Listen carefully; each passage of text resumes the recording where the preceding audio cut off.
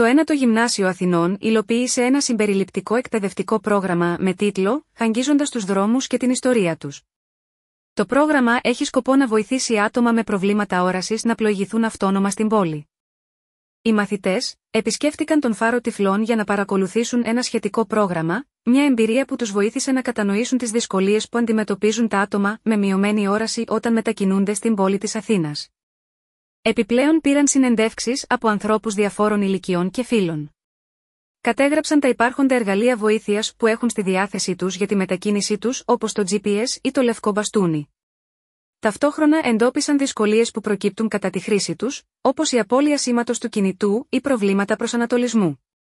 Επισημάνθηκε από τους μαθητές ο φόβος που διακατέχει αυτούς τους ανθρώπους όταν κυκλοφορούν σε πολυσύχναστους δρόμους και η αδυναμία τους να εντοπίσουν σημαντικές υποδομές όπως στάσεις λεωφορείων, φαρμακεία και άλλα. Οι παραπάνω συναντήσεις τροφοδότησαν την επιθυμία να δημιουργηθεί μια πιο συμπεριληπτική πόλη και τονίστηκε η επίγουσα ανάγκη για αλλαγή. Οι πινακίδες των ονομάτων των οδών σε γραφή Braille ίσως αποτελέσουν έναν φάρο ανεξαρτησίας.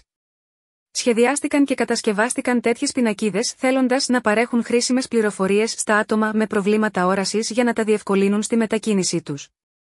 Μέσω των καταγραφών από τις συνεντεύξεις επιλέχθηκαν το ύψος και το σημείο τοποθέτησής τους. Τα αποτελέσματα αξιολογήθηκαν βιωματικά από μία συμμαθήτρια τους με μειωμένη όραση και κρίθηκαν ιδιαίτερα χρήσιμα. Οι μαθητές προχώρησαν ένα βήμα περαιτέρω. Κατασκεύασαν έναν ιστότοπο στον οποίο παρέχονται ιστορικές πληροφορίες για τα ονόματα των δρόμων της Αθήνας.